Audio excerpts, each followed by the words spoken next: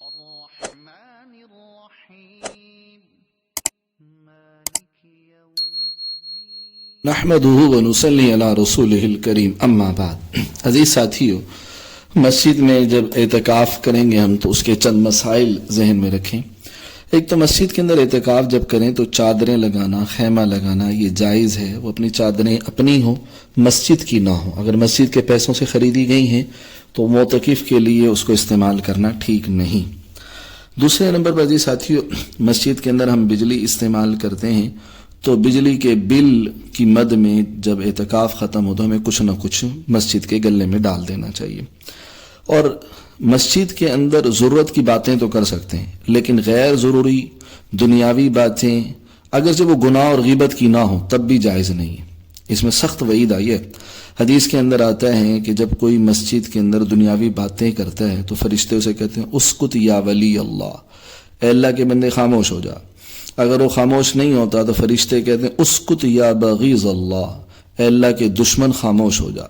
پھر اگر وہ خاموش نہیں ہوتا تو فرشتے اسے کہتے ہیں اسکت لعنت اللہ علیک، تجھ پہ خدا کی لعنت ہو، چپ ہو جا.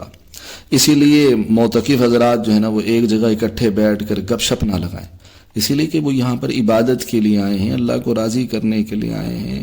اب دنیا کی باتیں کریں گے، فضول گپ شپ لگائیں گے تو بھائی اللہ کیسے راضی ہوں گے؟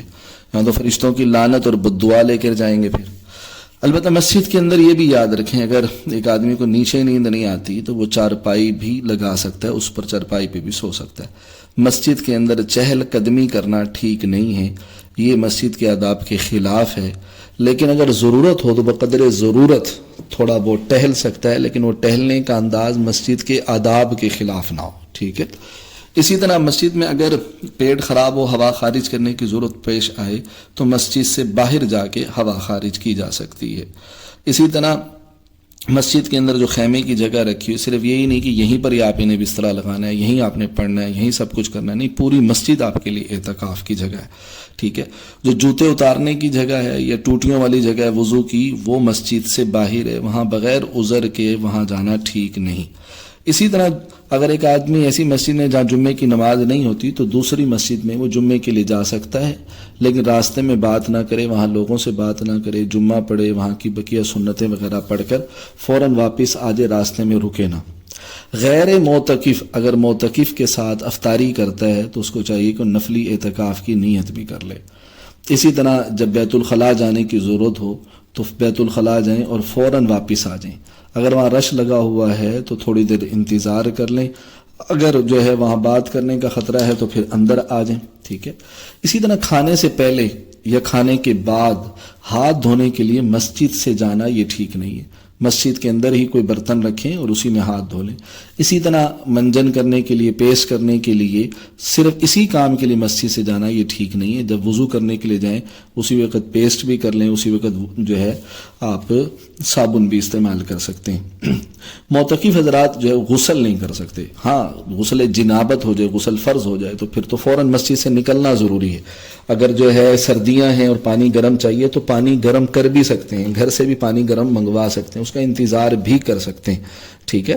بہتر یہ کہ اگر گرمیوں کے دن ہے جیسے اب غسل جو ہے بندہ نہ کرے تو بدبو آنے لگ جاتی ہے، تو ایسی صورت کے اندر بہتر طریقہ کار یہ ہے کہ مسجد کے اندر ایک جو شاپر، مضبوط شاپر بچھا لیا جائے اور اس کے چاروں طرف اینٹیں لگا دی جائیں اور اس پہ جو ہے وہ آدمی، ظاہر پکی مسجدیں ہوتی ہیں تو وہاں غسل کر لیں اور پانی فوراً جو ہے وہ مسجد سے باہر چلا جائے تو یہ ٹھیک ہے.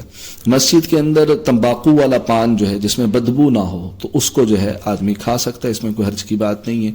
لیکن سگریٹ کا اگر کوئی آدمی ہے تو صرف سگریٹ پینے کے لیے مسجد سے باہر نہ جائے، بلکہ جب قضاء حاجت کے لیے جائے تو راستے میں یا بیت الخلاء کے اندر ہی پی لے اور منہ کو اچھی طرح صاف کر کے واپس آ جائے.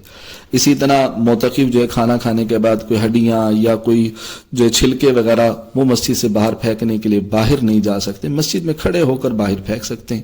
اسی طرح جو ہے صرف ہاتھ دھونے کے لیے جو ہے وہ ٹوٹیوں کے اوپر جا کر آپ ہاتھ دھونے کے لیے جائیں یا صابن استعمال کرنے کے لیے جائیں تو یہ ٹھیک نہیں ہے. اسی طرح وہاں پر وضو کرنے کے بعد آپ ہاتھ صاف کرنے کے لیے تولیہ وہیں پر رک کر استعمال کریں، یہ بھی جائز نہیں ہے، اس کا خیال کرنا چاہیے. ٹیلی فون گھر میں اگر موبائل رکھنا چاہیں تو وہ رکھ سکتے ہیں، لیکن ہر وقت فون کے اوپر ہی نہ لگے رہیں.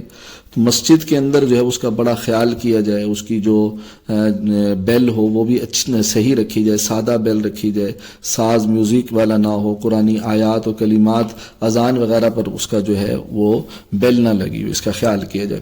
ہم اس مسجد کے اندر اگر معتکف کو احتلام ہو جاتا ہے تو مسجد سے فوراً نکل جائے، ٹھیک ہے جی. اس کے اندر پھر مسجد کے اندر ٹھہرنا اس کے لیے جائز نہیں ہے. البتہ مسجد کے اندر جو ہے تیل لگانا، مونچھیں کترانا، سرما لگانا، خوشبو لگانا، کنگھی کرنا، شیشہ دیکھنا، ناخن تراشنا، یہ تمام چیزیں کیا ہیں؟ جائز ہیں. لیکن اتنا ہی سامان رکھیں جتنا ضرورت کا ہے، پوری دکان نہ لگا لیں. مسجد کے اندر جو چند برتن ہم نے استعمال کے لیے رکھنے ہوتے ہیں وہ رکھ سکتے ہیں. اب اللہ رب العزت جو کچھ کہا سنا اس پر عمل کی سعادت نصیب فرما دے. والسلام علیکم ورحمۃ اللہ وبرکاتہ.